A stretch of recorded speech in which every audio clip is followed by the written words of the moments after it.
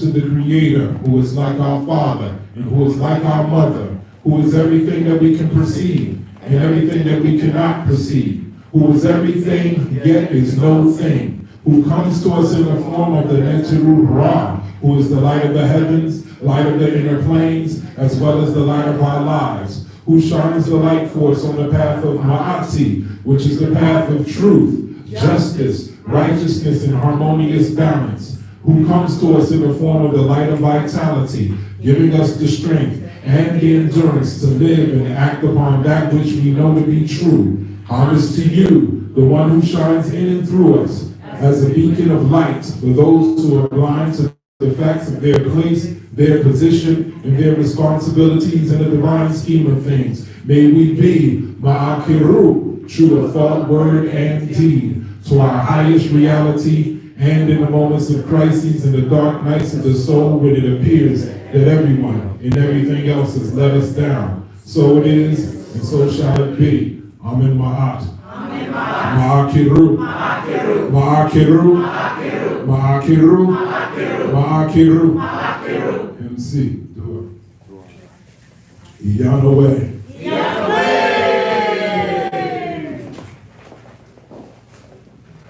So before we get started, I want everybody to do something different. I want you to take your hands and put it on your breast and just breathe. With your eyes closed. So we want to release grief from the lungs, because the lungs carry grief. There's a lot of things that's happening in the world that a lot of people are grieving from. So we want to release grief and recharge the heart center. As I invoke the Neteru Jehuti Maat, and as Rotanu Yetifu Netir Retayam Akpahu Neteru Itayam Neteru Jehuti and Maat, to give me or to give us harmonious Hekau to restore us. For the people that showed up in this energy field, may their energies be aligned. May their energies be aligned for them to have abundant prosperity, success, as they leave this place to go to all of their endeavors. And also in that alignment, may it generate a shield of protection to protect them, protect us from the isfet of this world. So in the name of all that is good, right, true, Indorin Ma'at, Unkim Ma'at, Amen Ma'at. Doing it. So now it's a lot that's been happening since the last two communions. We have the massacre in Buffalo, right? Is it proper to call it a massacre? What is the words that they use in the news? What do they call it? Mass shooting. And also you have the other massacre. It was 10 people in Buffalo, correct? Yes. And then there's what, a total of 21 students and children in Texas? Yeah. Teachers and students in Texas. It's a lot going on in the world. As we said, Ma'at is the reading of the year, and I know a lot of people are like, well, it's not feeling like Ma'at. But ironically, it is. So that's what we're here to talk about. So today, I want to call this topic of discussion, searching for Ma'at in a mad world. So I made a post earlier, just about an hour ago, and there's a picture of some boxing gloves hanging. It says, we're in an all-out psychological, physical, and spiritual war. You must protect your energy at all times. Isn't that what they tell boxers at the beginning? And when they touching gloves, protect yourself at all times. I was inspired by that because the other day I was watching Floyd Mayweather's fight from like 25 years ago. He was fighting Zab Judah.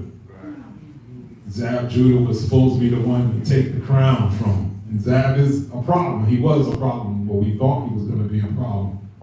And they was getting into it, and they was tangling up, and Jab said, y'all know that's illegal in boxing when you go low, right? Y'all think Jab knew that? Zab, I call him Jab. Y'all think Zab knew that? Yes. On the other side, you think Floyd knew that? You think the referee knew that? Yes. Do you think the crowd knew that? Yes. So this is spiritual warfare. In spiritual warfare, don't you get cut, get bruised? Some people even die, severely injured. That's called casualties of war. So here we wear our ritual whites. You think that white is going to stay clean in this spiritual war that we're into? So the metaphor reminds me of us as a people and how we handle adversity. And it's time to turn the page on poorly handling adversity. So if we're Floyd in the situation, because they're two evenly matched boxers, they had the same amount of training to prepare for this fight. So it's a mind state that's going to determine if you win or not. So if we're Floyd in a situation, the referee is the next group. In your corner, you got your coaches, that's your ancestors. And everybody else watching is the world stage. So when he hit Floyd with that blow, Floyd started hopping around like he got him good, like he just was not, he didn't protect himself at all times. He was hopping around. I know that feeling, like he wanted to just flip on the floor through. As a man, when you get hit, there's no way of assuaging that pain. There's nothing you can do, so you start doing silly stuff, dancing around, that ain't helping. Let me do a front flip. Something to just distract the pain away. But he handled it, and you just seen on his face, and he came back and he gave a master class on Zab Judah. He gave a clinic on Zab Judah. And he won that fight. So I'm comparing that to us. So we're fighting an enemy or powers that be that play dirty. We're supposed to protect ourselves at all times. So Floyd knew better, and he still got caught because he thought he was dealing with somebody that was honorable. But the referee said protect yourself at all times. So there's an opening for things like that to happen. So the next rule is like, here we go, yeah, the slavery thing really hit me in my nuts, and it really hurt. What are you going to do? The referee, the next rule is like, yeah, we got it. We struck off points, concrete points. The crowd sees your coach, and they're like, but he hit me in the nuts. They're like, then go back out there. But he hit me in the nuts. And it really hurt. And he shouldn't have did it. But what would make him do that? Because we were supposed to be fighting straight, like we get into all of this, that's our story. The referee, like, we good? Your ancestors like, I know it sucks. He got points off. Remember, there's a karmic scoreboard going on. He got points off, but it's the ninth inning. It's the ninth round, and I'm gonna need you to put your head in the game. So you can't still be talking about the low blow from the second round. So protect yourself, protect your energy at all times. See, the things that's happening in the past 3 weeks is making people quit religion. The things that's happening in the past 3 weeks is making people question their belief in God. Because these things are not just limited. You see, there is no rules anymore. People getting shot, killed, shopping. That's one of the places you didn't think you would have to keep your guard up. What happened to the kids? The kids are supposed to always be off limits. That's right. It's even before that, it was happening in the church. Right? Remember what's that white boy name? Riddle House? Dylan Roof. It was happening in the church, so this is shaking people's so-called faith to the core. So some people is like, well, why am I in this religion? Why am I praying if God don't got my back? I'm quitting. But go back. Protect your energy at all costs. Remember, it's a fight. Dirty stuff happened. What do they say? All is fair in love and war. Protect your energy at all costs. So, you have people leaving their religion because they can't answer why these things happen. It's ironically, they always go right to the church or the mosque or religious people. Why did that happen? Why did your God let that happen? And they start being all big, getting all big for their britches. And that's why I left the church. So I'm not doing the Judeo-Christian thing. That's why I left the church. Not realizing that when they ask that question, that's them still believing in God. They just believing at a distance. Why did your God let that happen? Because they want the answer too. Not realizing when they left the church, people start flirting with ATR, right? They start flirting with some witchcraft. They get into the universe. Not, remember they say, be careful of that judgment you judge, ye shall be judged. Not realizing, so the Christian and the Muslim and Judaic, the Jewish God let it happen, but the African gods let it happen too. What about the universe? Everybody saw the divine energy, the universe. Why did the universe let it happen? The same question is on everyone. Now you have the atheists that say, I don't believe in none of that nonsense. Black atheists also, I don't believe in African stuff either. All of that's nonsense. But they have a God. They have gods, and their gods is science and government. So now they come to their government, what's going on with the policies? Why do you allow an 18-year-old to purchase what's that rifle, AR-15? So they can't even buy cigarettes, but they could get the rifle to do this thing. So they even demanded answers from the same people that's trying to force y'all to get the jab against your good consciousness, against your own personal research, even if it went against your own research, them gods was trying to make you do it because they know better than you. So here we have the church getting asked, the metaphysic people getting asked, and the science and government like, why is this happening and why does it keep happening? For short, I'll say it's because the conscious have become self-conscious and the righteous have become self-righteous. And the righteous and the conscious is pretty much two sides of the same coin. So the righteous have become self-righteous. Y'all met these people in our community. The self-righteous is why this room is not filled up right now. The self-righteous is the people just like, yo, I'm so special and I'm so spiritual that I can't adhere to any rules. I'm so unique, don't ever compare me to anyone, so therefore I can't get on code with nobody. Even though you listen to their talking points, they talking the same stuff we're talking. But they're so special that they can't get on code and do even the things that they agree with others of their like mind. They're so spiritual and so different that they don't got a tribe. That's an animal that doesn't exist in that African spirituality. Like, who is your father? Who is your mother? I created myself. I'm that special. I just always been here. So the righteous have become self-righteous and the conscious have become self-conscious. So remember I said these are two, one and the same person. So the conscious has been exposed to all of this information, this high philosophy, this science, whether it's talking about metaphysics or whether it's talking about evolution. So they took it to this point where if you really look at what's going on in people's personal lives, these people that's called conscious have suffered devastating loss in their personal lives. And they don't know what to do with it. They've suffered devastating loss and they're embarrassed. So now they're embarrassed and they're scared to push the limits of their so-called personal connection with the source. So if the righteous have become self-righteous, meaning they stand off, and the conscious have become self-conscious and they're scared, that's how evil proliferates in the world. Who's stopping, who's resisting the evil in the world? So you pull them back and you hide it and you just watching and judging. That's how evil gets put into the world. It's because the conscious and the righteous failed to organize and they failed to mobilize. They failed to mobilize and organize to create a structure to properly counter the Isfet of the world. I'm going to repeat that. The righteous and the conscious has failed to mobilize and organize to create a system or culture to properly counter the Isfet in the world. So because we do that, Isfet is just running around unbridled. Isfet is evil negativity for those who don't know. Sometimes we get into our bag and our lingo and we be thinking people follow. You be like, yeah, because I was using the shooty feather, and then they be like, what? The shooty. So with that being said, I'm a priest of the legacy.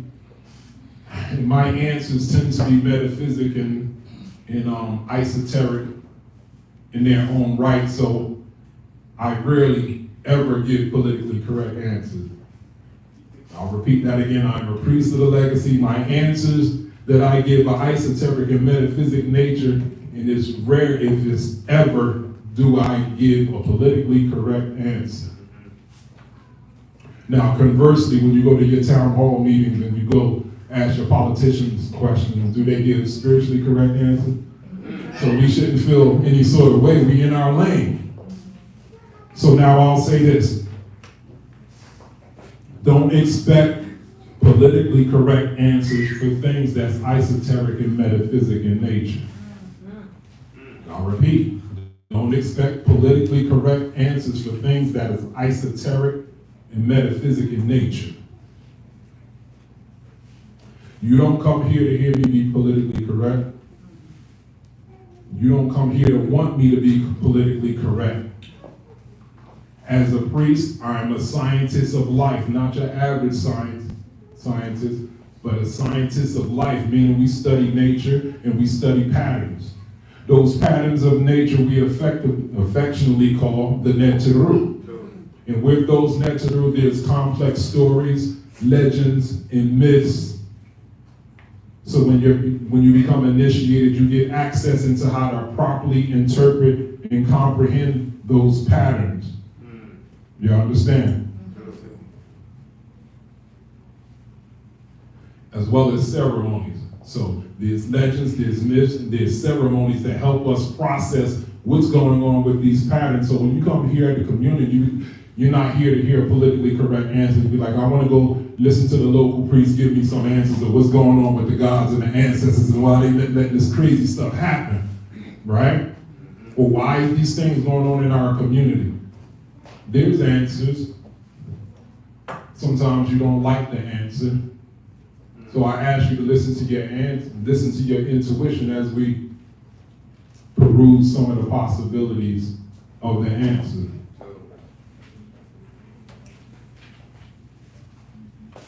So now, I just told you about we study nature and patterns, right? Patterns of nature that we affectionately call the Neteru. So now you have 12 known bodily systems in your body. You have your digestive system, your respiratory system, your immune system, your reproductive system. At least 12 that are recognized. You know, some of the holistic healers said those are not systems, that's just the white folks compartmentalizing again. But we have to sometimes compartmentalize to understand the whole and how it all works. So when you understand all of these bodily systems, and you remember these bodily systems work in patterns. So when you understand the patterns and how the digestive system is connected to the reproductive system is connected to the respiratory system, then you begin to be able to have a proper interpretation of how and why you get sick, even if you thought you was healthy. Has that happened to everybody in this room at one point? You thought you was eating right, you thought you was healthy, then you come see mental and he'd be like, your liver's not working. You're like, but what about the kale I was eating? And you're like, yeah, actually stay off the kale. You need lettuce. You're telling you your kidney's not right. Once again, studying these bodily systems, these behaviors of the system can give you an idea of how and why things go wrong, even when you thought they were right. So when we do the readings of the year, the readings of the season, so then you could actually study the patterns of cycles that affect people's behavior. Then you start understanding how and why certain relationships dissolve, how certain relationships resolve, and how certain relationships evolve, even when you thought you was doing everything right. Now, with that train of thought, can you now see that there's patterns in life that are governing us, that are influencing us, that's influencing our behavior, that's influencing our decisions, therefore influencing the quality of our lives? Now you can see how certain things can happen, how you see terrible things can happen to good people, even though you thought these people were innocent. Did y'all follow that? Yes. The train of thought, how I set that up? So just because you didn't see the patterns, just because you didn't understand it, it doesn't mean it shouldn't have happened. Remember, we study patterns and we study frequencies. There is a frequency for every disease out there. There was a man named Royal Rife. He's of the level of Nikola Tesla, these people that had the special technology that they wanted to give society for free. And these people ended up dead, and their patents taken by the government. So Nikola Tesla was the man before Thomas Edison. He wanted to give everyone free electricity. He had a machine to generate electricity free from the air. But they wanted to use it for warfare purposes, so he decided, I'm not working with that. He ends up dead. Same with Royal Rife. He figured out the frequencies of every disease, cancer, all of that. He said they're vibrational frequencies that's measured by megahertz. The government's like, hey, what are you working on over here? Same thing. Nah, I'm good. Ends up dead. Stuff is off the market. So he created a technology where you can explode viruses, explode bacteria. So if you know the resonance of it, he had a machine that could vibrate yourself out of disease. So imagine that in the hands of everyone. We ain't got to go to the doctor no more. Oh, just hook up to the machine and vibrate. Remember, we're vibratory beings. So somebody don't want you to have a certain level of power in your own hands. So if disease has resonance, then emotions have resonance also. So the normal body's healthy frequency, I think, is 78 megahertz. And when it drops to 66 or lower. 66 or lower, that's the beginning of disease. 66 or lower is a cold, a general cold. Ironically, when it drops to 42, that's cancer. Then once again, it's all worked out which frequency is for each disease. So now, with that being said, so if and also each organ has its own megahertz also. That's why diet is important. They talk about a high vibrational diet with the greens and stuff. These things correspond with your chakras and therefore your glands. And that's how you stay healthy, when you directly feed your glands. Remember, the fruits are up in the trees. They're getting direct light from the sun. They're being charged. Fruits are electric. Vegetables are magnetic. You're electromagnetic being, so you need your fruits and your vegetables. So the fruits come in the reds, the yellows, the greens, and the same colors as the chakras. So bananas are good for the digestion, lemon is good for the digestion. Remember, that's your solar plexus chakra.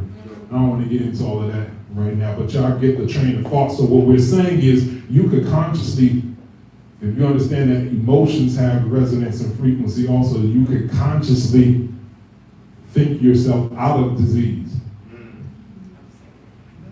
Or you could irresponsibly think yourself into disease. We don't like to look at it that way. Everybody's always looking for the way out, but what about how you got yourself into it? Poor thinking, wrong thinking, poor emotional responses to things, right? Really say 80% of the things that you do is directed by the subconscious. That's a big chunk. So you see that they talk about the iceberg, only 20% is seen, and you got the rest is submerged under. So that's why you got to go back to meditation. So 80% of the thoughts is guided by the subconscious. So the subconscious governs your thoughts, therefore your behaviors, therefore your decisions, and your decisions bring certain results and circumstances and the quality of your life. Y'all saw that progression? All from the subconscious. So it doesn't matter what a person says or does with their mouth, their subconscious is in control. So what I'm trying to say is, nobody is ever innocent. Everything that happens to you or us is because our subconscious. So we try to tell people to get into the yoga and the meditation because it increases your ability to access that subconscious, influence that subconscious, plant seeds and program that subconscious. Y'all follow? Yeah. So this is how terrible things happen to so-called good people. Is it too soon for this conversation? No. Is it not compassionate enough? So why did these things happen to the people in Buffalo, in Texas? There's strange things going on in the metaphysical, in the ethers. A lot of wayward thoughts in the ethers, and all of us are susceptible. Remember, protect your energy at all costs. People are not happy. Men and women are not happy with one another. Men and women are having these in detailed discussions of how the other gender is not good enough. And that they might be better off alone. And they're sick of each other. Then you got the trans community sick of the heterosexuals. I'm sick of all of y'all. And we keep making these statements telling the divine, telling God that he got it all wrong.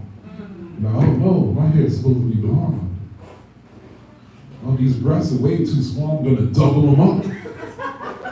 Behind it, he got it all wrong. What was he thinking? It's supposed to be out here. Remember the days when people were trying to lose all that?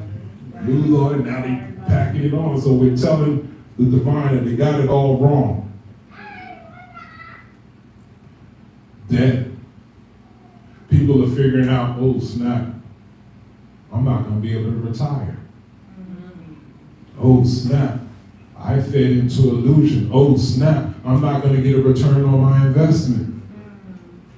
Oh snap, I believed in the American dream and I got myself in debt. So you went to college, debt, lifelong debt. You get out of college, buy a house, lifelong debt. You're trying to keep up with the Joneses with the newest car, another debt. I think Kerhead was telling me in the new bills that Biden was trying to pass, what was they trying to do with the taxes even after you were dead? I think they were still trying to find some way to still be taxing your family even after you're dead. That's how much, tax the estate. So you can't even go in peace. They done messed up the money so bad that they still trying to tax you and your family after you gone. They be like, well, I didn't speak to my father while he was alive. They be like, hey, you got to pay that debt though. So you see the progression, what's going on. People are not happy. They're not happy with each other. They're not happy with themselves. They don't like what they're seeing in the mirror. That everyone's in debt. Gas prices, it's crazy. That's around by the middle of the summer, we're going to be paying like $10. Exactly. But they don't want to give raises. Exactly. They don't bring it into existence. But these are the things people are feeling. They're feeling some sort of way about it. And then now we got the monkeypox. Like, damn, another one. And they talk about new strains of the Omicron and monkeypox at the same time. Like, whoa. It's a serious game that's being played on our perception. They say it's, teachers, underpaid, underappreciated. Children, unruly and undisciplined. Yes. So the teachers ain't showing up. A lot of people didn't want to come back because they're still scared of the disease. Everyone can't, there's still this struggle about vaccinated or unvaccinated, so it's just tension in the air. The children are not feeling like they belong. Because the parents, we're not feeling good about ourselves. Do our children feel loved? Or do you like, man, go in the other room. Wash those dishes. Clean that room, just get out of here. So when we send these kids off to school, do they look forward to coming home to mommy and daddy? When is the last time we earnestly prayed over our children? Every night. So you're supposed to be something like, who comes as my son and daughter. You pray them into prosperity. They need to hear you pray prosperity over them and prosperity and protection over them. So it's in their subconscious. When they go out that door, they be like, I'm covered. So when those things happen, they be like, damn, what's that shooting in the classroom way down the hall? Because the whole school didn't get shut up. It's just that wrong.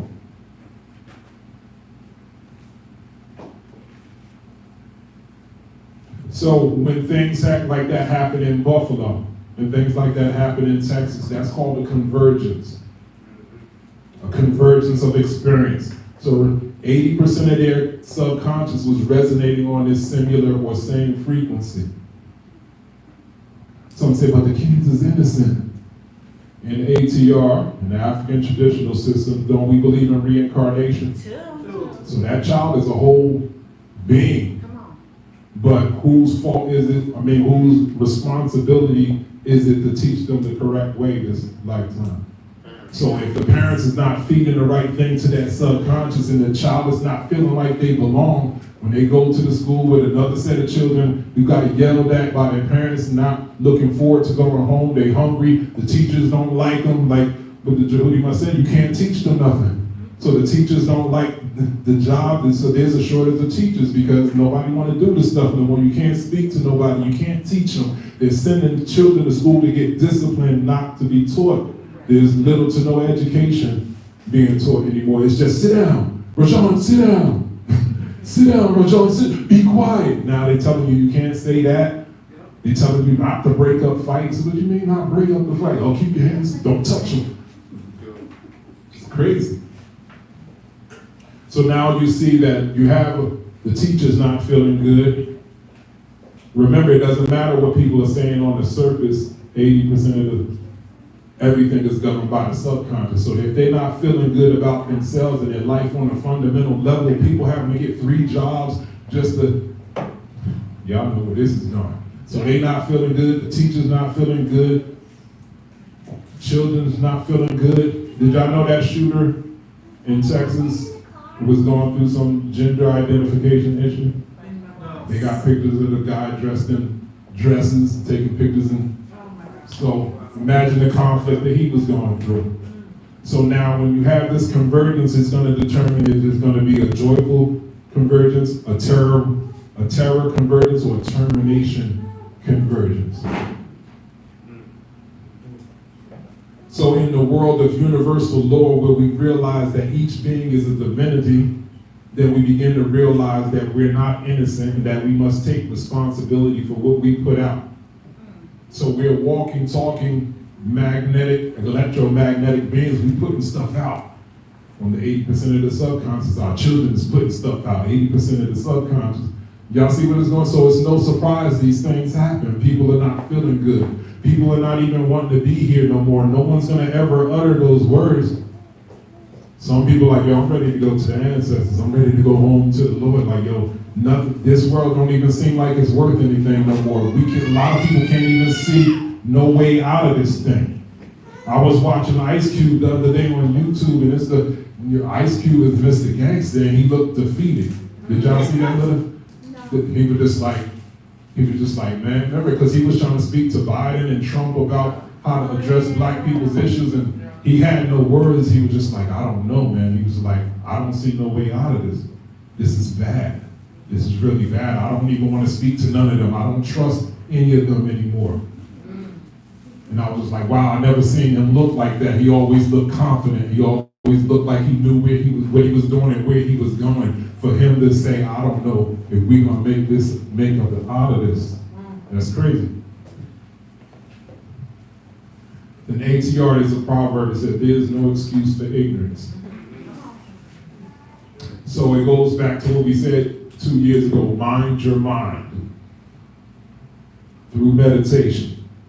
But hey, that could be all just speculation. It's unscientific. What the priest is saying, he's crazy. But intuitively, you know there's much truth to what I just said, right? So once again, why do such things happen and continue to happen? Because good people forfeit their power. Try it again, because good people attribute supernatural attributes to people of poor character. So we project supernatural attributes onto people of poor character, therefore making them not normal evil, but divine evil, making them devils. Because we're looking at them as like, they're blatantly breaking natural and universal laws, and it looks like there's no consequence. So that's just, we're perplexed by that. While in our head, remember in our 80% of our subconscious, while we're thinking we're getting punished for breaking every little law, like, damn, I'm not rich yet because I still ain't did 4 dual a day. I forgot to do libation today, so that's why I'm not successful. While you watching these other fools out here just blatantly break all the laws, and it seems like everything, so it's like we're confused, so we get stuck. So we look at them and we see they have the audacity to break universal and cosmic law with no perceived consequence. Remember, there's referees, isn't that true? They keep like, yeah, we got it, we marked it off. But you need to have the audacity to follow universal law and walk in that power and know that you're covered. That's the thing that we have to program in our 80%. So don't fall into the Judeo-Christian trap. They, oh, I'm gonna give you, don't worry about it. You're gonna get your thing in the afterlife. Y'all be all right in the afterlife. You know, for us, as conscious, as righteous, as Kemetic people, the afterlife is the life after the mental death. So when you get your knowledge in yourself, and you become initiated, and you go through the ceremonies, you then get access to become a person who then knows how to change some things. If it's within divine law. So how do we bring balance? The balance comes from when you contrast the abstraction of Maat and bring it into a social action. I'll repeat that again. The balance comes when you come from when you contrast the abstraction of Maat, remember truth, justice, right? Remember those are broad concepts. So you take it from the abstract and make it into a social action. So that means social responsibility. That means it's not just on the leaders, it's on the people too. So the personification of the evils that we see every day is really because that's the evil that the people have tolerated. So the leadership and the people are just reflections of each other's strengths and weaknesses. So when this evil done got out of hand, it's because the people already have tolerated for so long. And then they play this thing like, do something about it. We were supposed to have done something about it. Remember back in the 80s, they had the guardian angels and stuff like that back in the day? What happened to that? Remember that the Bloods and the Crips were supposed to be that, and they done turned into something else. So yeah, they warriors, but what Bob Marley said, rebels without a cause. So I was looking through some of the Kemetic texts. There's a book of Kemmunion. They gave us some foundations of what Maat's supposed to look at as a social action. And understand when you break this, when you neglect this social action, that is the violation of Maat. When you break the social action, that is a violation of Ma'at. So when you violate Ma'at, you then condone Isfet. I'm going to repeat that. When you violate Ma'at, consciously or unconsciously, for most people it's unconsciously, you then condone evil. One of it says, judging the humble and rich alike. Poor people tend to hold this grudge against so-called rich people. But all of us are supposed to be living by higher standards. So there's one saying that said, if everyone shared bread, then no one will be hungry. So yes, rich people have a high charge, but so-called poor people have a high charge. And stop playing around and get on your grind and do something. You can't just be perpetually poor. How many people have seen people that you grew up with, that you graduated high school and it's 10, 15 years later, they might be homeless or whatever? Have y'all seen people that's just not doing good? Didn't we all get the same education opportunities? Remember that 80% subconscious, so certain people made certain decisions that brought certain circumstances, that brought a certain quality of life, and then they like, yo, that's your fault because you rich, you gotta fix it. Is that my? Yeah, y'all say so. So I think a lot of conscious people are scared to become rich because they're going to get severely criticized by their community. We actually see rich and wealthy people as evil or a part of the Illuminati or part of the problem. Check this one out. It said, rescuing the weak from the strong, restraining the rage of evil character. So now, I don't know if y'all remember 6 months ago, I was reading, there was an article where a woman got raped on a train in Philadelphia. Right in front of a whole train full of people, and nobody did anything. Look at this, rescuing the weak from the strong, restraining the rage of evil character. Just last week, some big old burly European man who was a rapist, he served his time, he got out. He was caught on camera just beating up a black woman in the 7-Eleven. I saw the footage, she like, pop, pop. No, how do we see that? Huh? Somebody, so instead of doing something about it, somebody taped it. And there was somebody in the back of her that a brother saw it happen. Yeah, I saw a person in the back also. So that's 2 people that's So I saw another video of a black woman in the, what do you call them? Hair supply store. Chinese man, he was accusing her of stealing something that cost $2. She said she didn't have it. He swore she did have it. He grabbed her arm and was trying to break her. He was trying to break her arm. She was doing her things, he was doing her ninja moves and stuff. And so she wasn't. He got on the ground. He was trying to do the UFC. He was trying to break that. And his wife was just like, "Come on, stop!" And, you know, so a weak stop. Not like, "Yo, get off that woman." Once again, how did I see that? Somebody tape it. So you see, that's a violation of Maat. That's condoning evil in the world. Remember, Maat is a social action. We can't just be into this theory. You got to do something about evil when you see it. Protecting the widow and establishing the heir on the seat of the father. That's interesting. So this lets us know how far we got away from our tradition. Protecting the widow. In the African society, when a husband died, it wasn't because of no drugs. It's usually because of ill health or war. Other than that, the fathers was around. The fathers was in the home.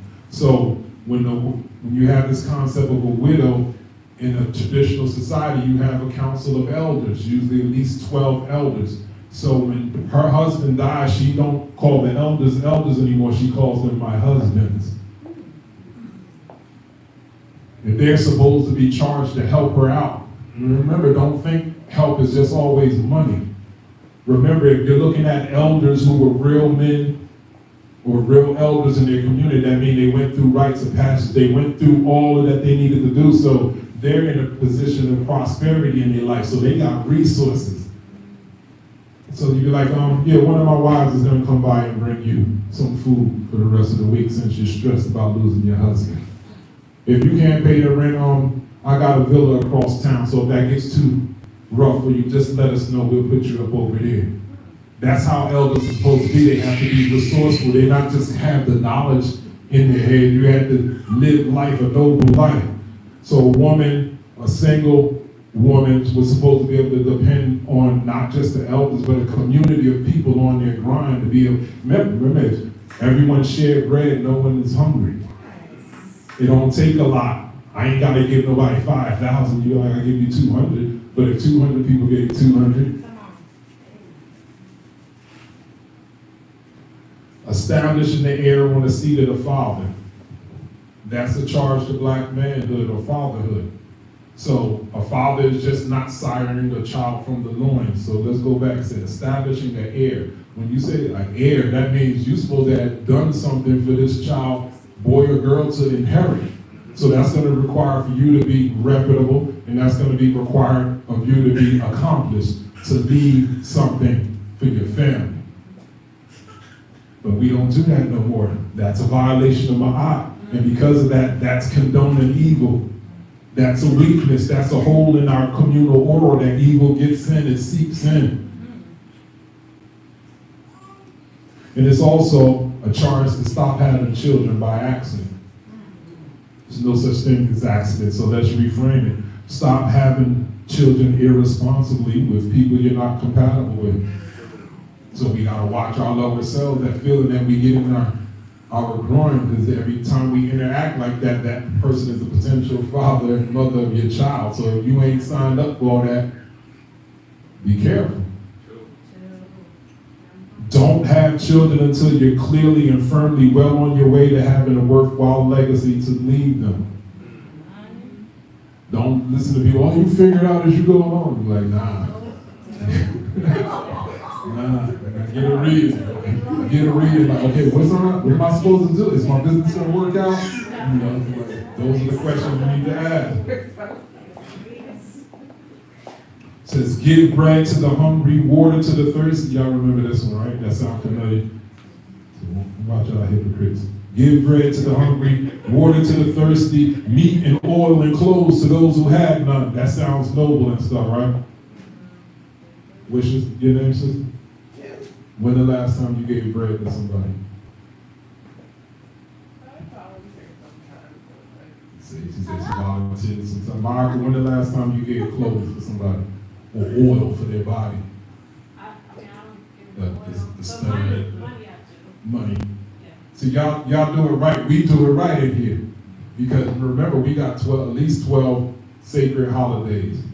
And remember our philosophy on the cusp of all our holidays, we gotta help the community, the underprivileged in our community. So we do our food drive, we do our clothes drive. So if you're Kemetic in the right order of doing Kemetic, that's covered. But all of the other people out there that's talking about they love the community so much, when was the last time they gave anything to someone free? But it sounds good on paper though. Because a lot of us got ourselves in debt. We got our college debt, we got our cars, we got our mortgages, and we got our family. So we racking up the excuses why we ain't giving free stuff. So we rack up the excuses of why we're not helping people for free, and then we start pocket watching the rich. We start looking at the entertainers, Jay-Z and Oprah. Why ain't y'all doing more? LeBron, why ain't y'all doing more? Y'all got all that money. Why ain't y'all doing more for the community? When they do give the community, say they give 100,000, that's more than you ever give in your whole life.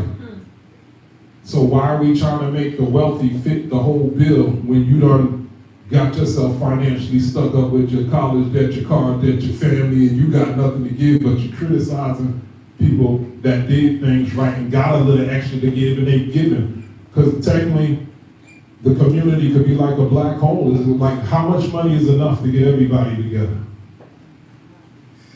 Right? If we're all on different levels, if we're all working on that subconscious, that 80%, everybody ain't gonna stay poor.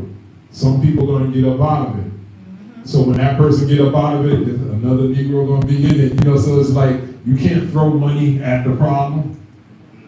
You gotta throw proper knowledge of self and information about the self in this potentiality to actuality ratio. And check this one out. Making the old man secure and the old woman say, it is a good deed hating evil. Say that again. Making the old man secure and the old woman say, it is a good deed hating evil. What we talk about in other traditions, never should hate. It's a low vibration. You should never hate. But they said, can we make our elders say it is a good deed hating evil and not accepting bribes and standing justified before Neptune? They said it is a good deed hating evil. So technically when you hate evil, you're supposed to be increasing good. That's the only response to hating evil, by increasing good in the world. So once again, if you're not increasing good in the world, that's a violation of Maat. Therefore you're condoning its effects, so therefore evil proliferates in the world. So let it go again. Making the old man secure and the old woman say it is a good deed hating evil. So imagine if that was your reputation. In the community, people have attributes. Oh, this Big Mike, oh, this Haru, this Baba Haru. We create these attributes. So what if we said Ma'akra's name was, one of her attributes was, oh, can you tell me something about Ma'akra? And they say, I know that she was a hater of evil.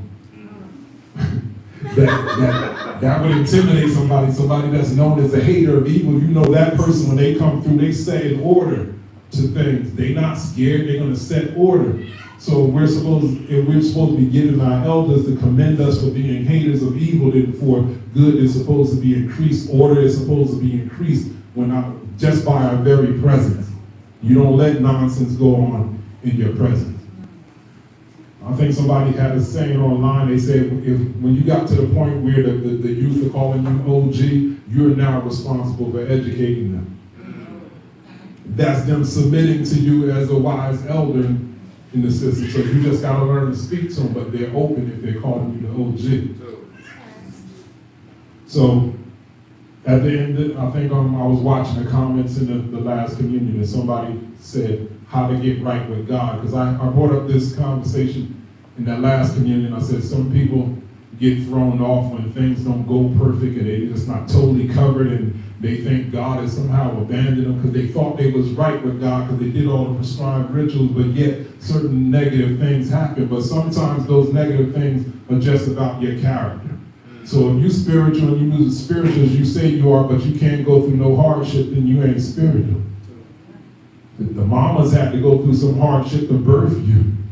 That wasn't easy for none of them. So if you're talking about knowledge of self and you're rebirthing yourself, that's probably going to be an uncomfortable process at some point or another. So I'm going to end it on this note and start the next lecture about how to get right with the divine. So number one, know thyself. Know that you're the same as deity in quality but not quantity. It's all energy, so divine energy is expansive. Each one of us got a portion of that. So it's not all the energy in the world, but we got a portion of that inside of ourselves. So therefore, the creator or deity exists within you as you. Second, do the same publicly and then as privately. So when you know that, act in accordance to that. So when I say that's easier said than done. So I'll leave it on that. So I thank y'all for listening today. So let us stand up and can we say we leave with peace and satisfaction? That foot forward. Brothers right over left, sisters left over right. Say Shimmy and Maat. Diganu on Pujasanet. Diganu on Pujasanet. Open up, give energy around the room. Hear that vibration in the mic. Bring it in. Round out on the count of 3. Wa, Sanu, Shabbat. All right. Run that time.